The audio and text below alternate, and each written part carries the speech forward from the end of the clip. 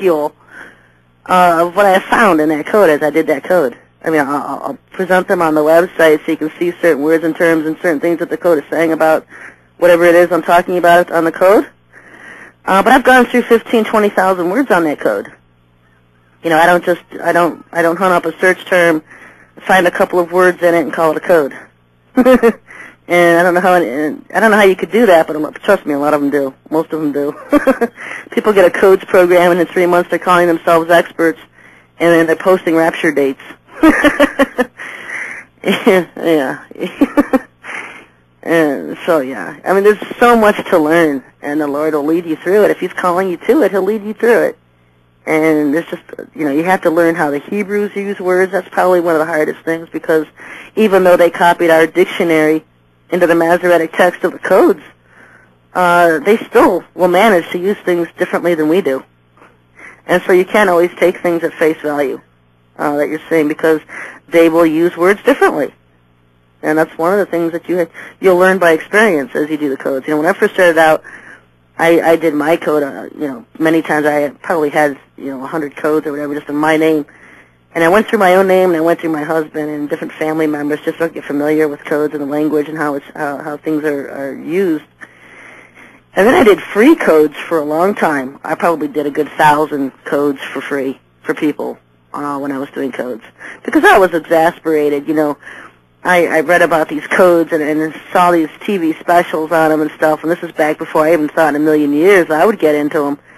But I went searching to see if somebody would find my name in a code and do my name in a code and tell me what they find, and nobody would do it. Nobody would do it. You couldn't find anybody online that would do it.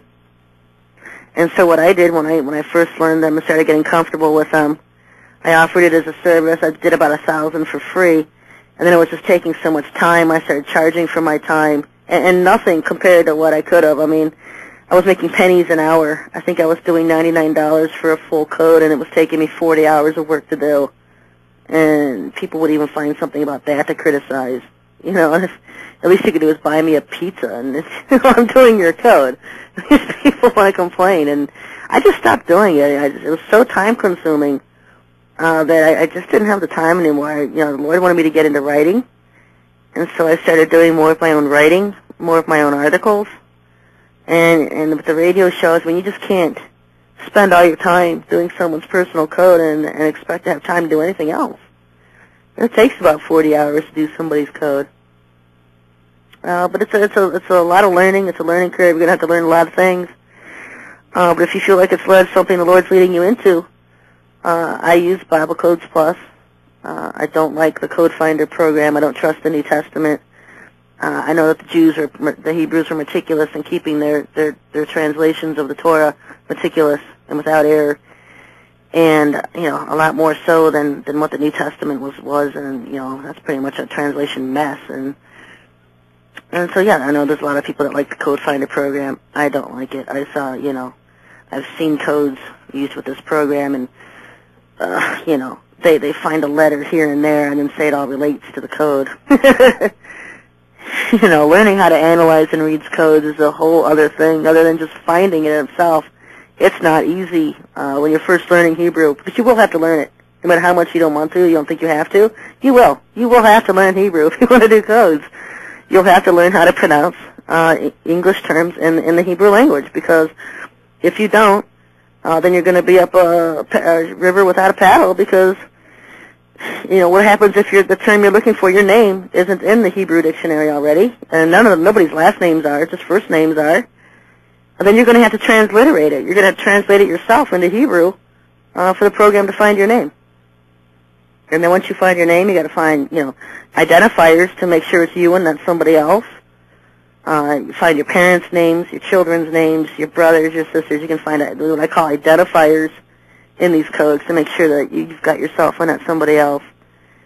And then, so many other things that could go wrong with people will see terms in their codes and not really know how to analyze to understand why they're there and freak out that they're seeing these certain terms in their codes. And that's common. That happens. So, it's not easy, and it's a whole new different world of things you're stepping into to learn. And it's one thing I always tell everybody that gets into the codes, don't freak out over what you see because you're probably misunderstanding what you're seeing. And that's usually the case. It's almost always the case. People misunderstand what they see. They don't know how to analyze what they're seeing.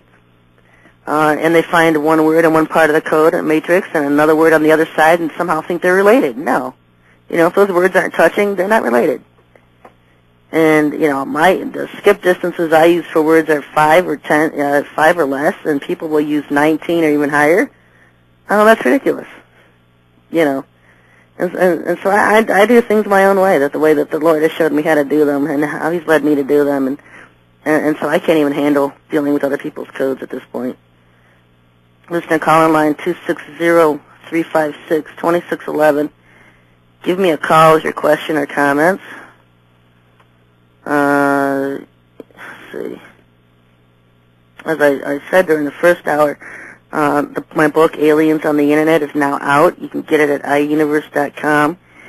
It'll be available at Amazon probably in about 3 or 4 weeks, and probably in about 6 weeks at bookstores. I'm not sure a lot of these bookstores are even stocking the books. You can order them from the bookstore, but I'm not sure that they're even putting my books on their shelves. Big shock, go figure. That's the way it is with any kind of book with real information. They don't want people getting it in their hands. They keep it off the shelves. They want you to buy what their people that they control, their books they're putting out, people that they can control. And so it's probably, I don't know if you would actually walk into a Borders or whatever these bookstores, bigger bookstores are, and see it on the shelves. You might if you do. Give me let me know. Send me an email. Let me know. I'd be interested in knowing because I just don't think that they are putting them on the shelves. Some tabloid asked for a copy of my book probably about 6 weeks ago, and I still haven't seen it hit their tabloid. I'm still waiting to see if Bible Codes Revealed: The Coming UFO Invasion will hit Sun Tabloid, if they'll actually put it in there. They've had it for about 6 weeks now, and they haven't sent it back, so.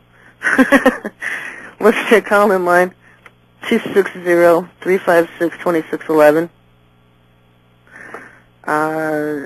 Some of the things happening lately, besides the prophet Yahweh in Las Vegas, which, I've already stated is a society, is a CIA implanted pawn. And I'll come out with the code this week, and if it's not in there, fine, I'll apologize, but I'll tell you right now it will be. It doesn't take much discernment to know when someone's listening to voices in their head that the government's behind it, and when they present somebody that looks like a Muslim, the CIA certainly isn't very far behind either. And if you look at his profile, what he has on the internet, he sounds like he's a sugar daddy wannabe. It's just very strange. So you can send me an email at SherryTalkRadio@yahoo.com if you have something you want me to bring up on the air, talk about.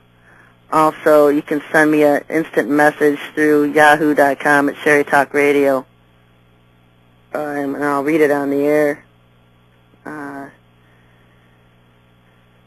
I have one email from somebody saying that I'm not even going to get into this.